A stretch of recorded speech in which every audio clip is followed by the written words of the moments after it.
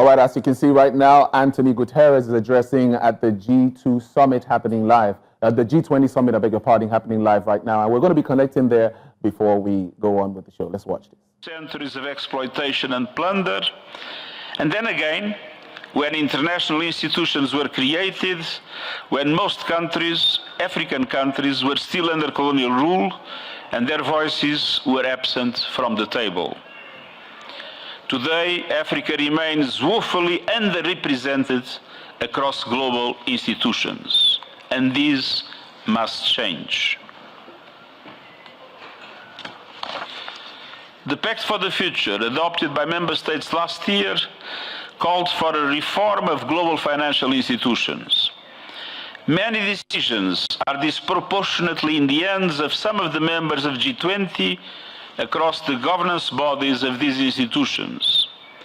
Africa must have a fair seat in every forum where decisions are made, from the board of international financial institutions to permanent seats in the United Nations Security Council and to other global bodies. And the G20 can help repair this historic injustice and drive reforms that give developing countries, and Africa in particular, a real voice in shaping global policies and make global economic governance more inclusive, representative, equitable, and effective in the years ahead. I will also urge G20 members to live up to the commitments made in June in the Financing for Development Conference in Seville to unlock more finance for developing countries, to triple the lending power of multilateral development banks, to increase their role in leveraging more private finance, to ease debt burdens with new instruments to reduce borrowing costs and risks, and speed up support for countries facing debt distress, drawing on recommendations from my debt expert group. To help developing countries strengthen their capacity to mobilize domestic resources and to build trade bridges, not trade barriers. Too many developing countries, especially in Africa, find themselves at the bottom of value chains or locked out of trade opportunities. G20 members can lead the way by dismantling trade barriers and ensuring trade-free access to their markets for the poorest countries. Meanwhile, inequality has become a cancer in our societies, concentrating power and eroding trust in democracy. I commend the G20 presidency for commissioning a bold report on global inequality. Second, we need climate action. The ongoing COP30 meeting demonstrates how much work needs to be done.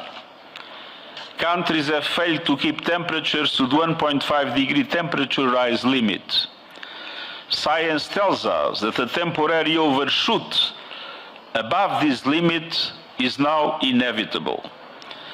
And we must make this overshoot as small, short, and safe as possible.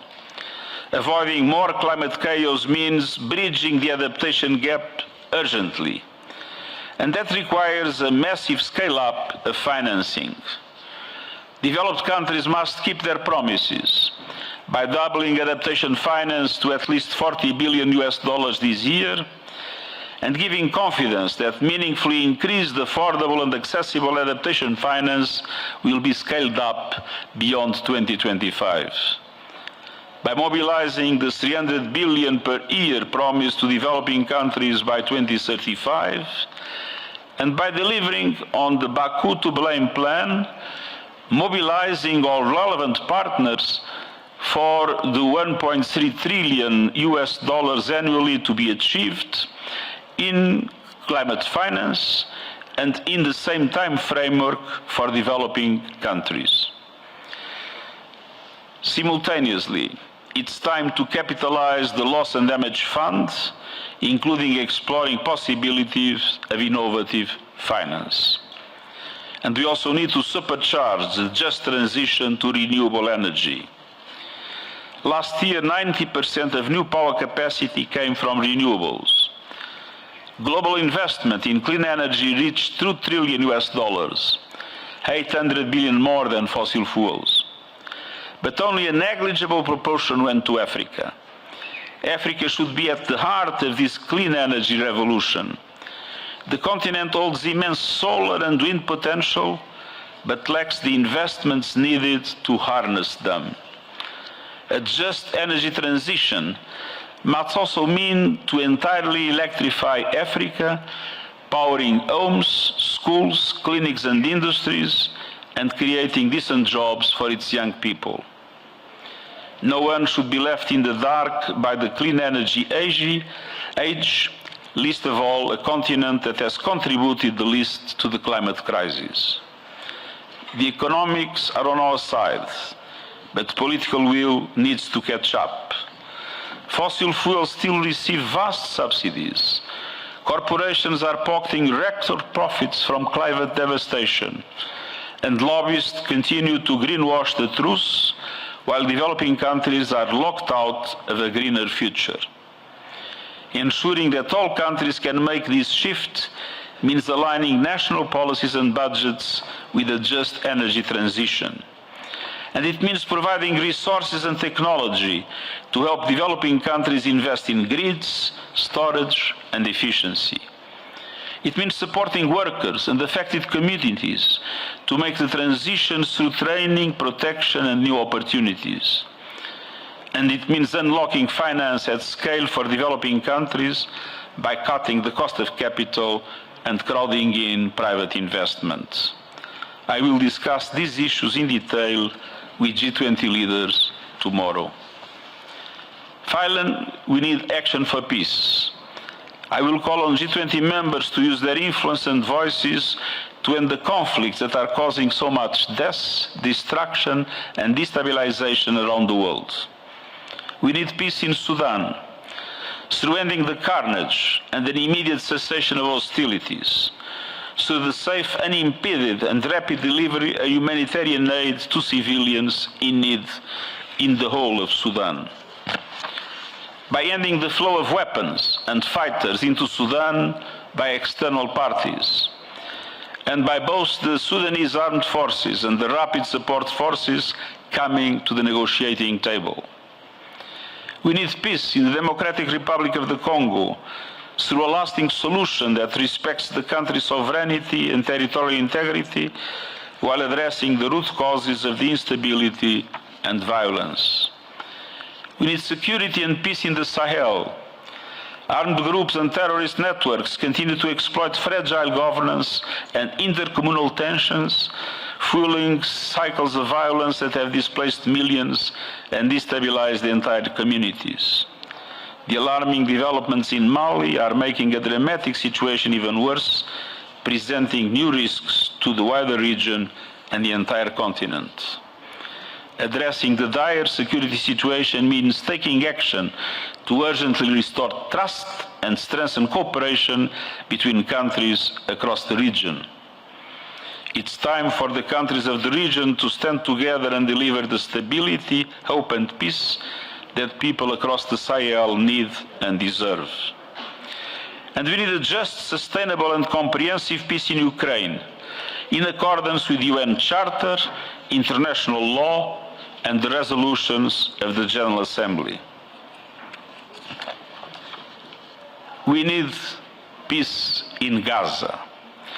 By upholding the ceasefire, ending its continued violations, and fully implementing the commitments of the peace agreement. By establishing a credible political path towards ending the occupation. And by realizing the right to self-determination of the Palestinian people, leading to a two-state solution that enables Israelis and Palestinians to live in peace and security anchored in international law.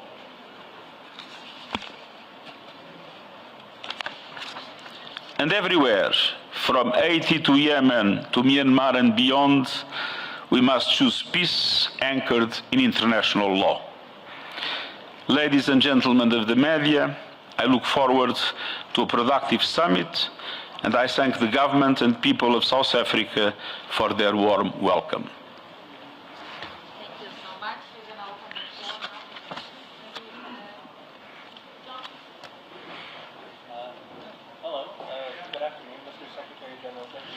Is it possible to give you a microphone? I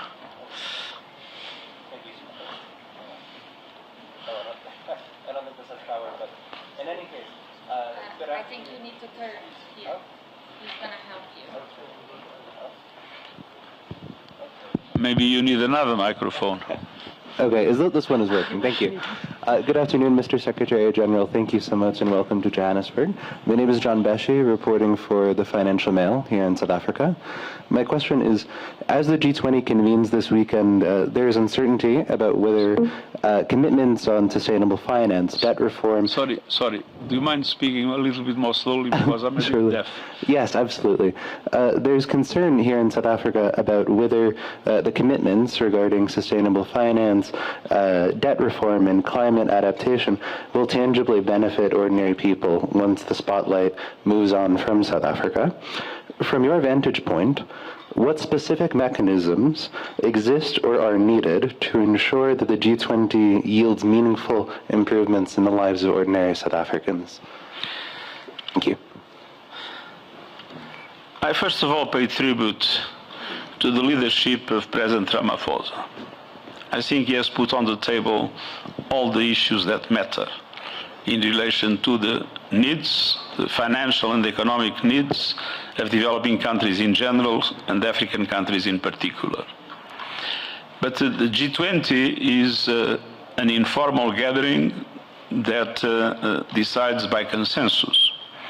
And obviously, one of the reasons why I'm talking to you today is to put pressure on the G20 to do exactly the kind of reforms that are necessary for the perspectives of development and the implementation of the Sustainable Development Goals in the African continent to become a reality. The system, as it works today, is unfair and ineffective.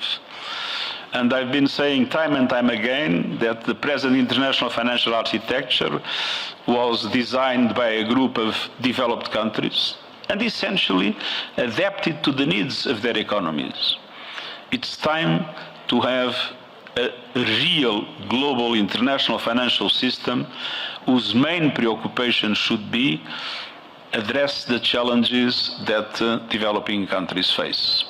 Will the G20 be able to move in that direction? We'll see. But I think South Africa has done its part, putting those things clearly on the table. Maybe AFP? Back? Announcement back there.